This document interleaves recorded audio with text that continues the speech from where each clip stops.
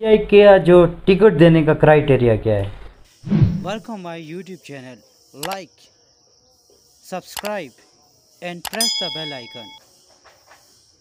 Ticket में सबसे बुनियादी जो क्राइटेरिया मैंने अपने साथियों से डिस्कस किया है या सजेशन जो मेरी है, एक तो नज़रियाती एहसास को समझता हो, इमरान खान की जिदोजहद से मुत्फिक हो, पढ़ा लिखा हो। तालीम की शर्त पे हमने खासी सख्ती की हुई है और उसमें उसके पोलिंग स्टेशन का रिज़ल्ट देखा जाएगा, पार्टी से उसकी वाबस्तगी कितने अरसा से है वो देखी जाएगी और इस वक्त वो पार्टी को कितना टाइम दे रहा है। लेकिन इसके बावजूद फिर भी चूँकि कैंडिडेचर की इतनी बड़ी लिस्ट है हायर यूनियन काउंसिल के से कि मैं सच्ची बात है हम सारे साथी परेशान हैं कि हम इन लोगों को साथियों को किस तरह एकोमोडेट करेंगे।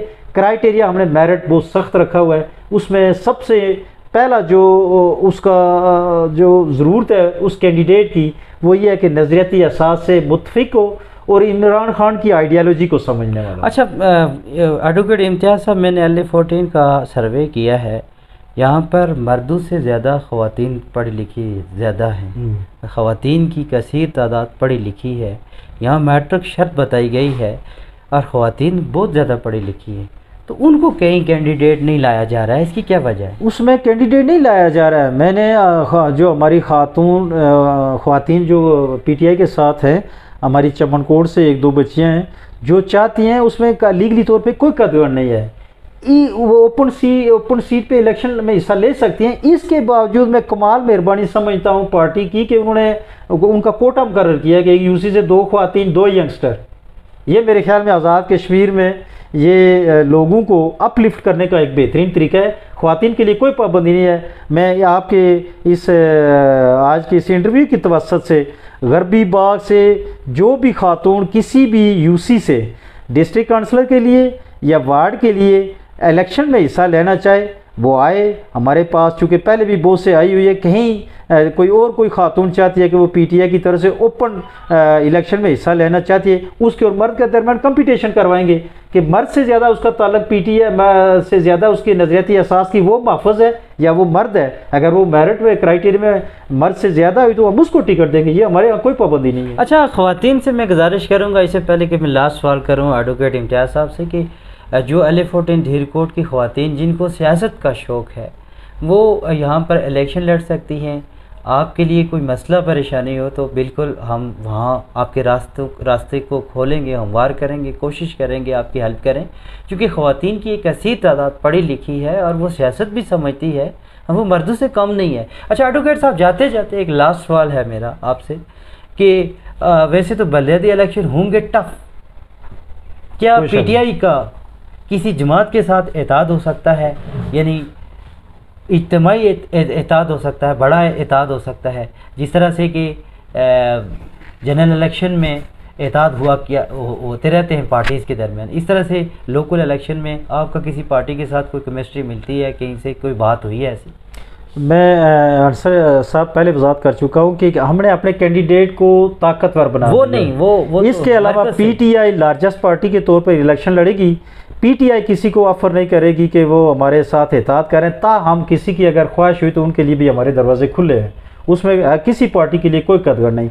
अच्छा एडवोकेट साहब, एक और बात है कि हमने देखा था कि जब प्राइम मिनिस्टर के साथ आप मिले थे उस वक्त तौसीफ साहब की वो स्पीच और मेजर लतीफ़ अली के दरमियान तकरार पैदा हो गई थी, और फिर आप लोग कुछ रोज़ पहले जो प्रेस कॉन्फ्रेंस उसमें सब इकट्ठे थे, वो मामला सुलझा दिया गया है? जी, वो मामला तो उसी शाम खाने पे हमारे दरमियान हल हो गया था।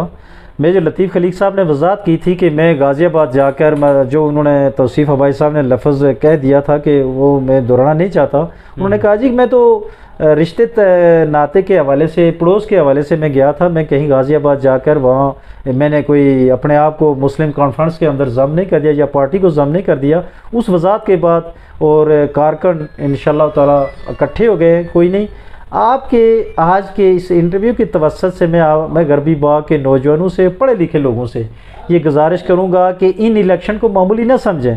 ये इलेक्शन आपकी राह मुतय्यन करेंगे और आपने अपने नुमाइंदे को भरपूर तरीके से कामयाब बनाना है।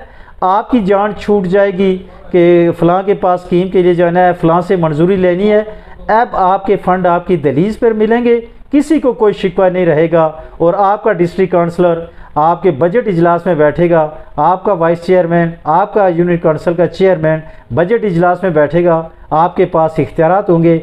आइन इख्तियारात को लेने के लिए आप अपना वोट देते वक्त, अपनी कीमती राय देते वक्त दयानतदार, बाकिरदार और जो सियासत के रमूज़ को समझने वाले लोग हों उनको मुर्तकिब करें।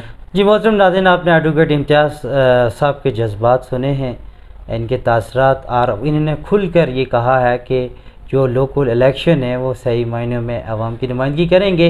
पीटीआई के बारे में इन्होंने यही कहा है कि उनके दरमियान एतहाद है, आने वाला वक्त बताएगा जब टिकट तकसीम किए जाएंगे या इजलास होगा या मामलात होंगे तो खुल के बातें सामने आ जाएंगी कि पीटीआई की जो लीडरशिप है LA14 धीरकोट की, इनके दरमियान कितना एतहाद और इत्फाक है। लेकिन अभी जो हालात बता रहे हैं, जो पीटीआई के लोग एक पेज पे तकरीबन आ चुके हैं LA14 के, और आने वाला वक्त बताएगा। यूसी रंगला का भी वो जल्द हम विज़िट करेंगे इंशाअल्लाह अज़ीम, और देखते हैं कि वहाँ पर कौन से कैंडिडेट खड़े हैं, किस पार्टी से हैं और उनका क्राइटेरिया क्या है, और वो कितने उनको आवाम कितनी सपोर्ट कर रही है या नहीं। ये एक बड़े अहम सवालात हैं। उसके अलावा आने वाले दिनों में आपको मज़ीद बेहतर से बेहतरीन इंटरव्यूज़ मिलते रहेंगे। इजाज़त चाहूँगा। Ansar Abbasi, social media news, Dhirkot district बागल। Thank you.